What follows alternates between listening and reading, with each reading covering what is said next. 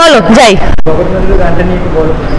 বলো জগৎ মাতিলো আজকে রিলিজ করলো সমস্ত স্ট্রিমিং প্ল্যাটফর্মে আছে, ইউটিউবে আছে, টি সিরিজের ইউটিউব প্ল্যাটফর্মে। এটা আমাদের অনেক মাসের প্ল্যানিং, ইনফ্যাক্ট একটা গোটা বছরও বলতে পারি, এবং গানটা প্রায় ডিসাইড হয়ে গেছিলো জুলাই মাসে, তখন থেকে আমরা গানটা শুনতে শুরু করেছিলাম। তারপরে অনেক রকম কিছু হয়েছে, মাঝখানে ভেবেছিলাম যে গান করব না, মানে ভিডিওটা করব না, বাট থ্যাঙ্কফুলি এই মহিলাটি একদিন বললো যে না, এই গানটা আমরা করব, আমরা করছি, এবং আজকে তার রেজাল্ট আজকে করে মনে হচ্ছে যে ভালো করেছিলাম যে ডিসিশনটা নিয়েছিলাম। অ্যাবসলিউটলি। এবং আমি সত্যি কথা বলছি, এই যে এটা এরকম দুটো ধরতে হবে একসাথে।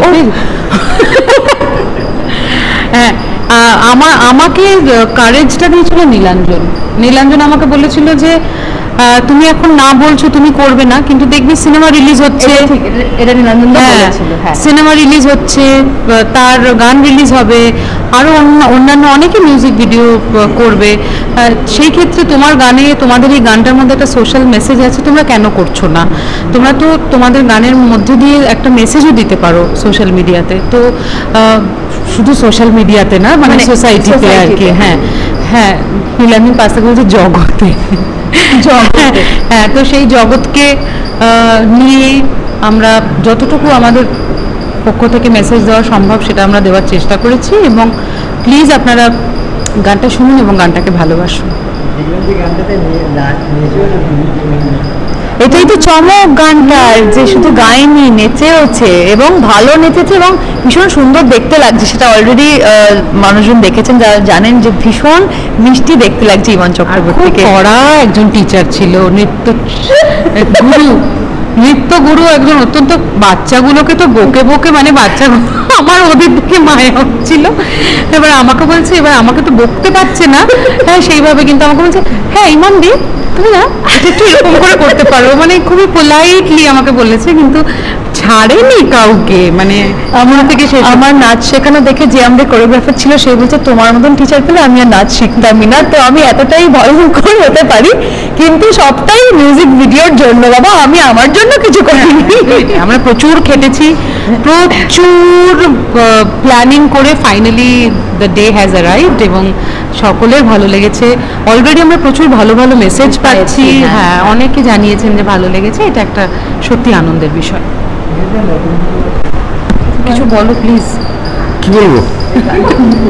আচ্ছা, গানটা নিয়ে আমরা কেমন করেছি? হ্যাঁ, গানটা নিয়ে আচ্ছা, প্রথম কথা হচ্ছে গানটা দেখতে খুব ভালো লাগছে। এবার যার জন্য কিন্তু সে চলে গেছে, কে গো? ম্যাক্স। হ্যাঁ, ম্যাক্স চলে গেছে। তো ম্যাক্স এইটা খুব সুন্দর ভিডিওটা শুট, আমি ভিডিওটার কথাই বারবার এই কারণে বলবো, কারণ হচ্ছে যে এইটা যা অডিও আমরা যা করেছি, মানে গানের ক্ষেত্রে যেটা হয়েছে আর কি, সেইটা মানে আমরা কি দেখছি সেটার উপর প্রচণ্ডভাবে ডিপেন্ড করে যে ওটা জাস্টিফিকেশনটা ঠিকমতো হচ্ছে কিনা। তো সেই জায়গা থেকে আমার মনে হয় যে এই সমস্ত কিছু, এবং বাচ্চাদের নিয়ে টোটাল জিনিসটা যেটা করতে পেরেছে ম্যাক্স আর কি, সেইটা সত্যি একটা প্রশংসনীয় বিষয়। এবং পুজোর আগে এই ভিডিওটা বেরোলো, মজার ব্যাপার হচ্ছে যে ভিডিওটাতে এটাও দেখা যাচ্ছে যে একটা প্রতিমা তৈরি হচ্ছে পিছনে, যেখানে পুরো ঘটনাটা ঘটছে। তো আমাদের আজ থেকে নিয়ে, মানে মহালয়ার আগে এই ভিডিওটা রিলিজ হলো, এবং এখান থেকে নিয়ে আমরা সবাই এই ভিডিওটার মাধ্যমেই আর কি আস্তে আস্তে পুজোর জায়গাটাতে পৌঁছে যাবো, যেদিনকে পঞ্চমী ষষ্ঠী সবাই যা করবেন আর আপনাদের মাধ্যমে আমরা একটা কথাই জানাতে চাই, যে গানটা আপনারা শুনছেন বা দেখলেন, যেটা রিলিজ করে গেছে, এটা জুলাই মাসে আমরা ঠিক করেছিলাম যে এই গানটা করব। তারপরে যে নারকীয় ঘটনা ঘটেছে, সেই ঘটনার পরে আমরা ডিসাইড করেছিলাম যে পুজোর গান আমরা করব না, আমি এবং দেবলীনা। কিন্তু অলরেডি একটা কোম্পানির সঙ্গে আমাদের কথা হয়ে যায়, তাদের থেকে অ্যাডভান্স নিয়ে সমস্ত কিছু হয়ে যাওয়াতে আমাদের কাজটাই আমাদের ধর্ম। আপনারা যেরকম আপনাদের কাজ করছেন, আসছেন, কভার করছেন, আমাদের কভার করছেন, বিভিন্ন ফিল্ম প্রিমিয়ার কভার করছেন, তার সঙ্গে সঙ্গে আপনারা প্রতিবাদও কভার করছেন, সমস্তটাই আপনারা করছেন। আমরাও কিন্তু আমাদের মতো করে আমাদের ধর্ম পালন করছি, আমাদের কাজ করছি। এই পরিস্থিতিতে দাঁড়িয়ে একটা সোশ্যাল মেসেজ যেটা আমাদের মনে হয়েছে যে মেসেজটা আমাদের দেওয়া উচিত